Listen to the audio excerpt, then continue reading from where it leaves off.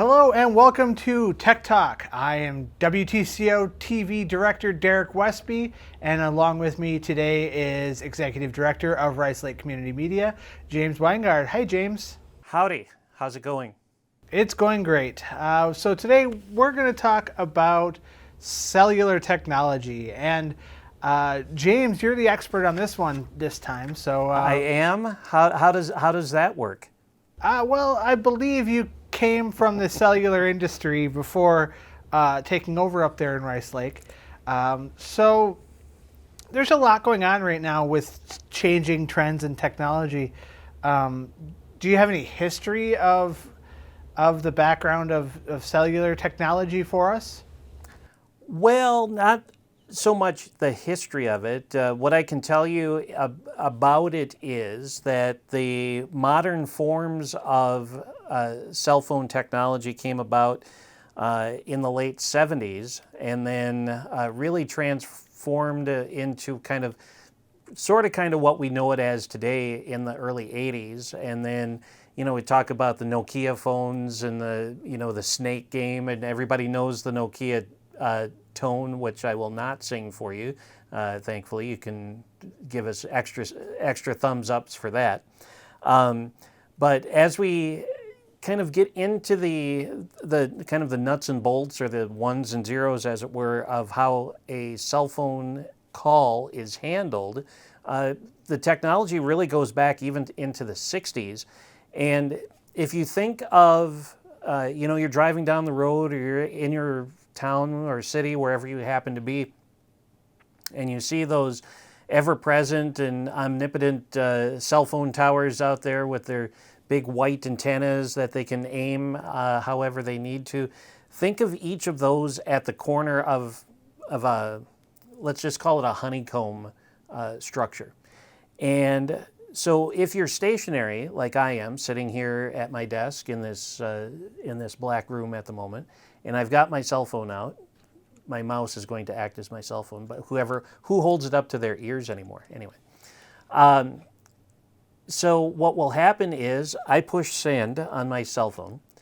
The radio signal from my phone will go and attach itself to the nearest tower, and then that will send it off to a network switch, and then that will send it out to whomever it is that you're calling, or if you're looking up something online, things of that nature. Where it gets to be a little bit more challenging is if you're in your car or mobile, especially in your car, and then you add one more layer on top of that, and you're actually outside of your what is traditionally called your coverage area. Then what happens is, as you push send on your phone, it finds the nearest cell tower, and then as you go into the next cell, see what they did? Then it hands off to that cell, and most of the time, you won't even know that it's handed off to that next tower. In the old days, in the 3G and even 2G days, you might even hear a faint click, or in some extreme cases, the call will have dropped because you switch from one tower to the next. But fortunately, we're at a point in technology where the handoffs are pretty seamless anymore. And then beyond that, the process still remains pretty much the same, where it goes from your phone to the tower to the network switch out to wherever it is that you're wanting to contact. And cell phone technology, the coverage has rapidly expanded over time. As the generations have come online, they've been rolling it out more widely. Down here, we're lucky to get 4G sometimes, but up by you, there are some spots that you can get the full 5G connection. Is that right? I've found one spot in Rice Lake that I can get a 5G connection. And I can already hear audience members from other parts of the country or parts of the state saying, ha, ha, ha, we can get all sorts of 5G wherever we go. But here in the northern part of Wisconsin, or the western part of Wisconsin, like where Derek is, the network build out hasn't followed the urban trends as of yet. And speaking of the coverage, depending upon the antenna, which would be, for the most part, you see the white antennas attached to the towers. Depending on the type of antenna, the height of the tower that it's attached to will really determine the size of the coverage area for that particular antenna. They're by design done in a small area. So you could, in essence, in a 3 to 5, maybe 6 square mile area, you could end up having 4, 5, 6 towers, some of which you can see, some of which you can't. You know, they might be disguised, you know, in the Northwoods, they might be disguised as a pine tree, or they might be painted into the side of a building. I know a place in Madison where one of the cell phone towers was actually painted to kind of blend in with the side of a hotel that it was attached to. You know, just so you don't see these metal towers standing up over the top of a corpse of trees or a copse of trees, or, you know, right in the middle of a shopping area or a beauty area or a park or something like that. You know, the engineers who build them do try and make a little bit of an effort, or a lot of bit of an effort, to blend them in with their surroundings so they don't become quite as visually obnoxious. Now, when I went and got my new phone here, the salesperson was talking about different types of 5G, because in the heavily rural, hilly, driftless area here in Trempealeau County, we're not going to see the full extent of one type of 5G, but they said something about we might be getting the other kind of 5G. What do they mean by that? So when you look at the technology of 5G, because it's so data heavy and data intensive, to get into the scientific part of it, of which I'm sort of knowledgeable about, but not terribly. But so you're going to end up with essentially 3 different versions of 5G. One of which is going to be a millimeter wavelength. So as the signal is sent out from the tower, if you think about the waves in an ocean, you've got a crest, which is the top point of a wave, and the valley. So the space, the time between the crest and the valley of the waves determines how much penetration they can get into buildings or through other objects. So if you're going to be in a urban area, the more likely possibility is you're going to be able to find the millimeter wave version of 5G, because they need to build that part of the network out so you get much more penetration to within the buildings.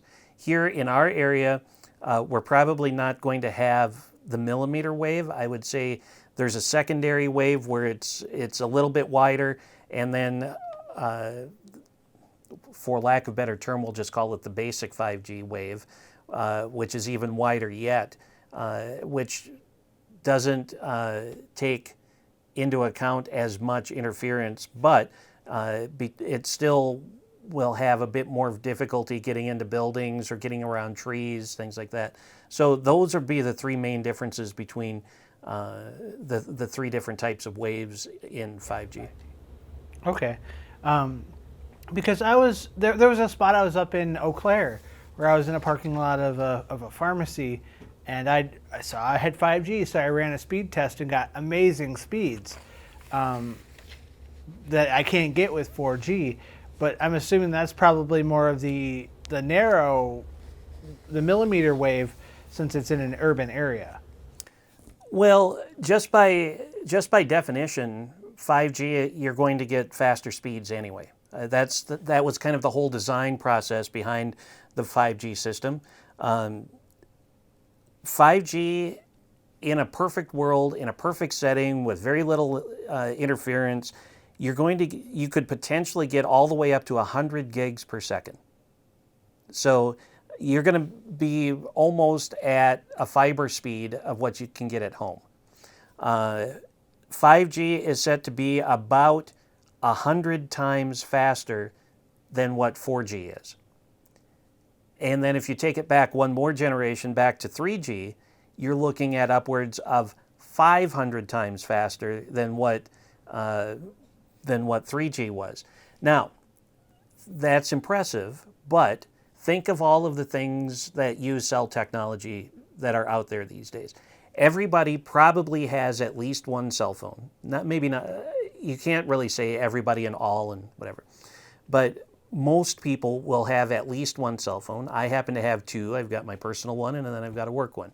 Derek, I know, has one for home and one for work, or others do.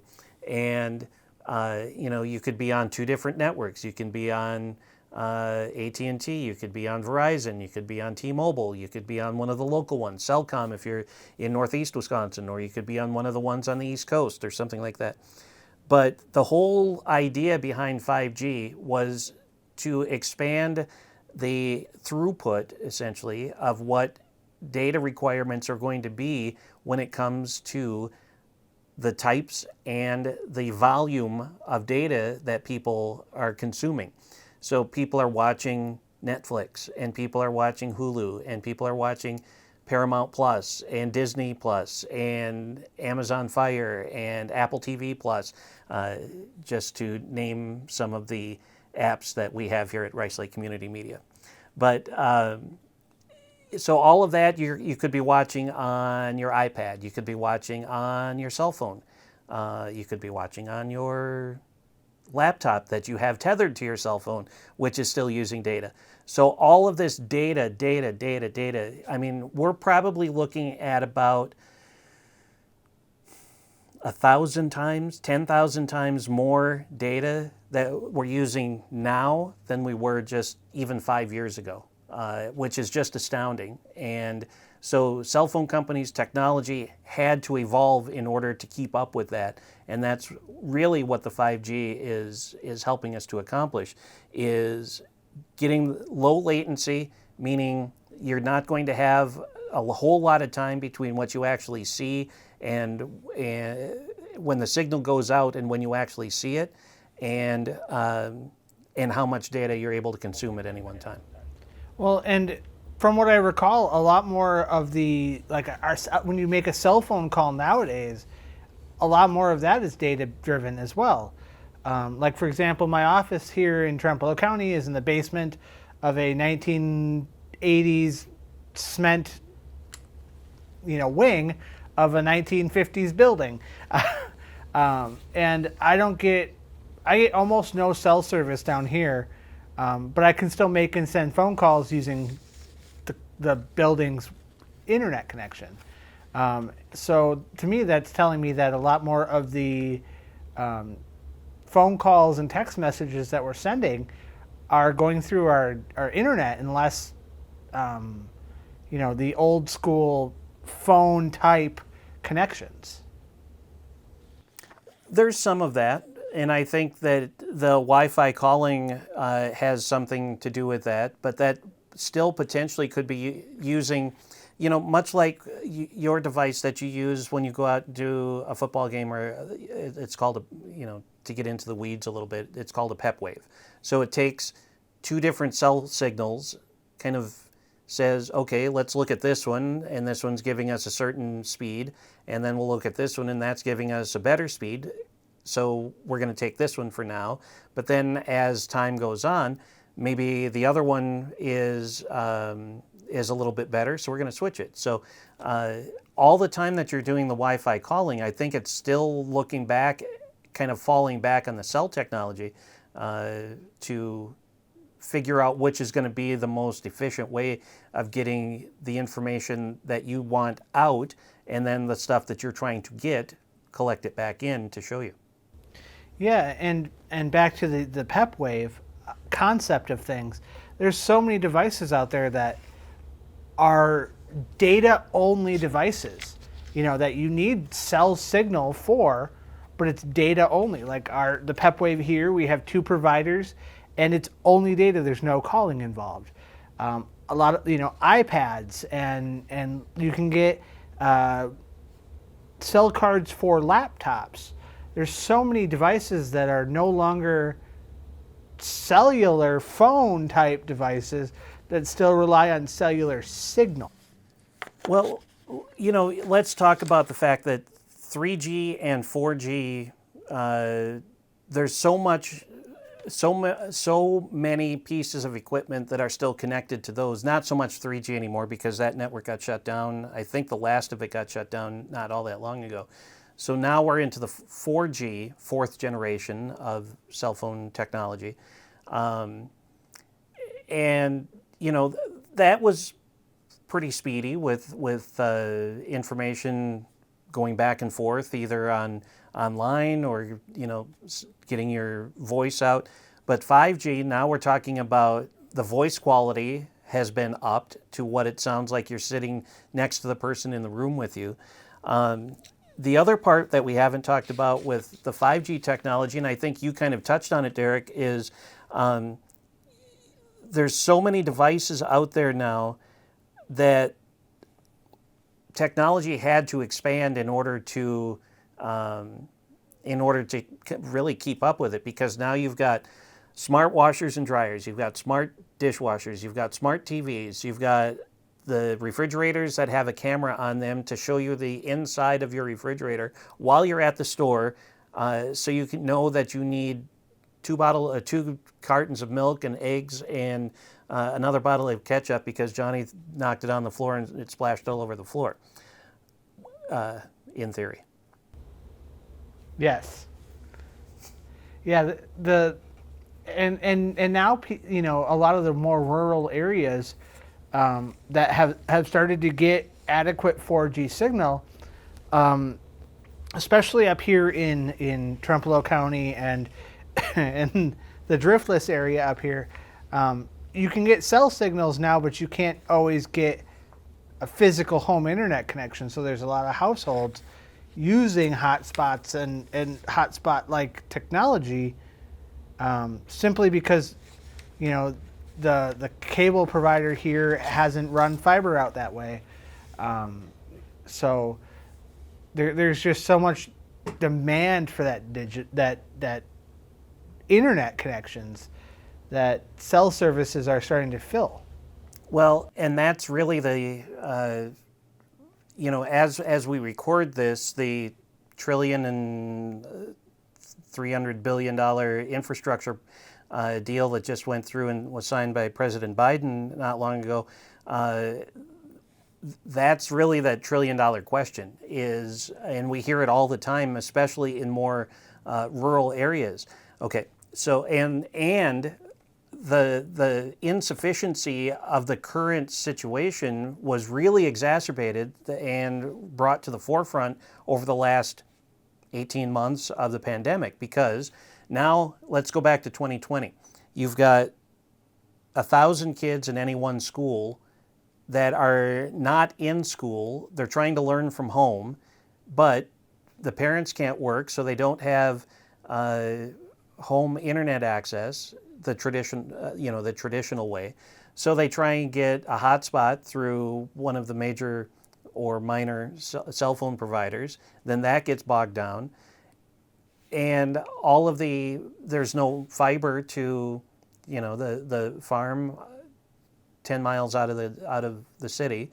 So hopefully this is something that's going to help alleviate some of that when it comes to getting these communication devices out into the hands of the people that need them. And, I think that, again, this is just kind of personal opinion on this, but I think what the pandemic really kind of exposed with the country is that we are woefully behind when it comes to the infrastructure of having the capability of getting the people who need this information technology out there, be it fiber or, if you really want to get out there and do copper yet, okay, I suppose, but, future-proof it, put the fiber out there, and I get it. It costs a lot of money to get it out there and So yeah, I mean, it's something that we're all going to have to live with and deal with, because I don't see people giving up, 2 of their 3 cell phones or their smart TVs or their Xboxes or their PlayStations or any other number of smart devices.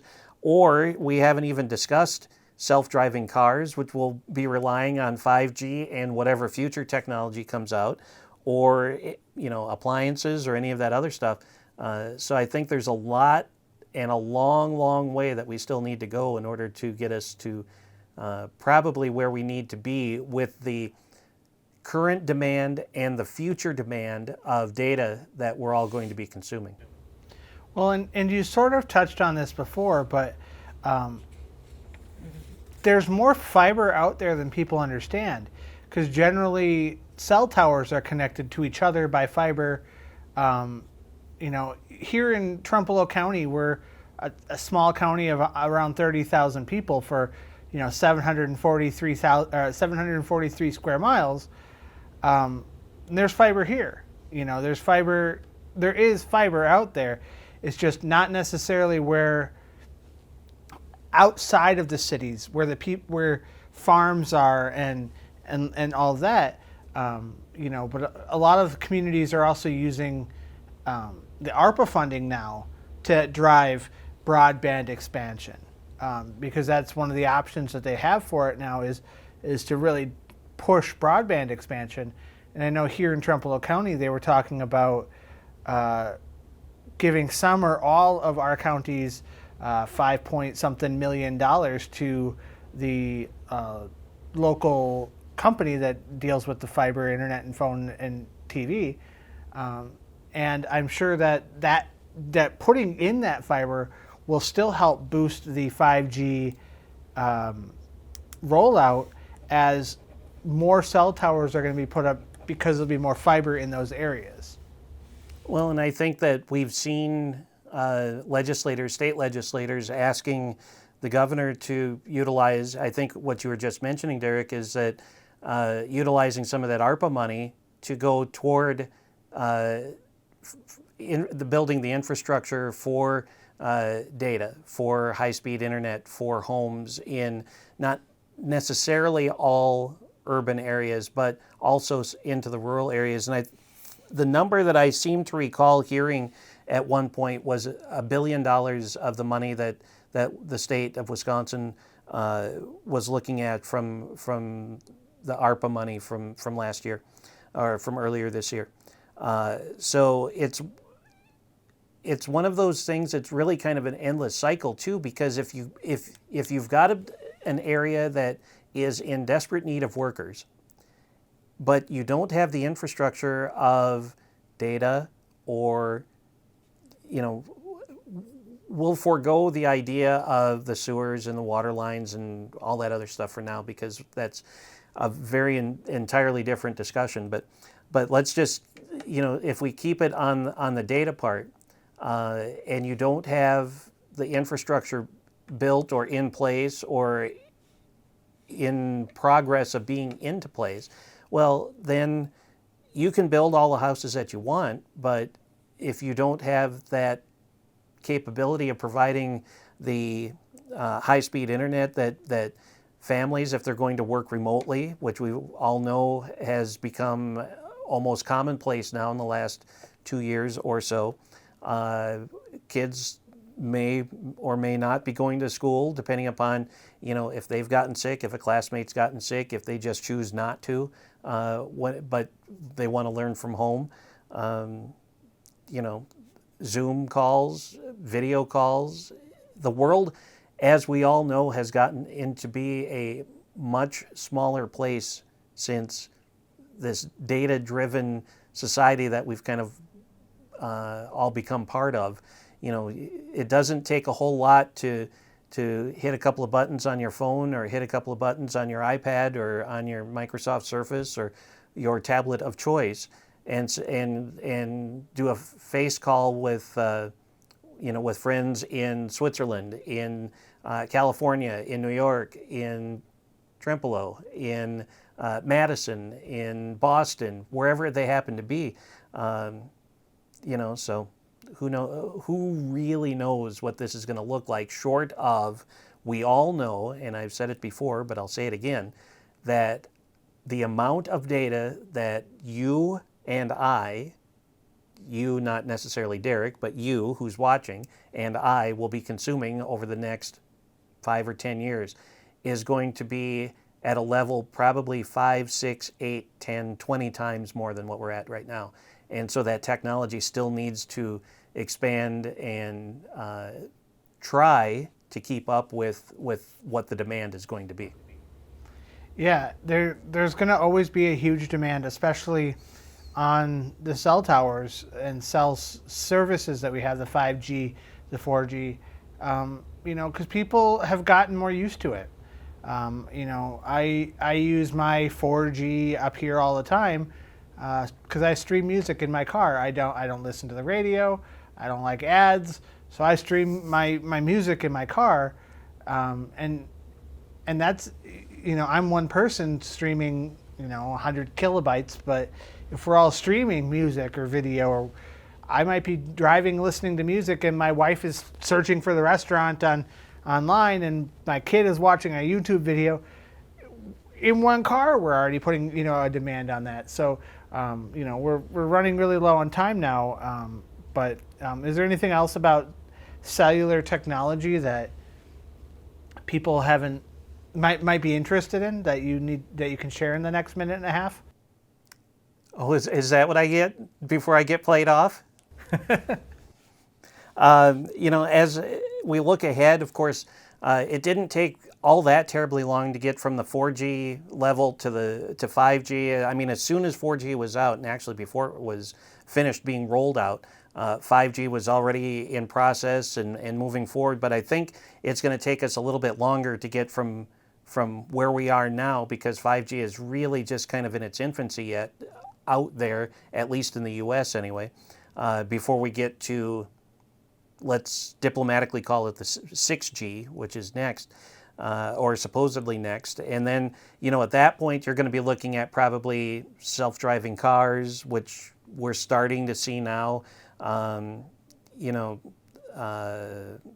more artificial intelligence, robots, and everything kind of talking to each other and things like that. So it's really going to be interesting, and the information that I grabbed to prepare for this suggests that we're probably not going to see that next iteration of cellular technology until probably about 2030. So we've got maybe, eight years or so to prepare ourselves for the next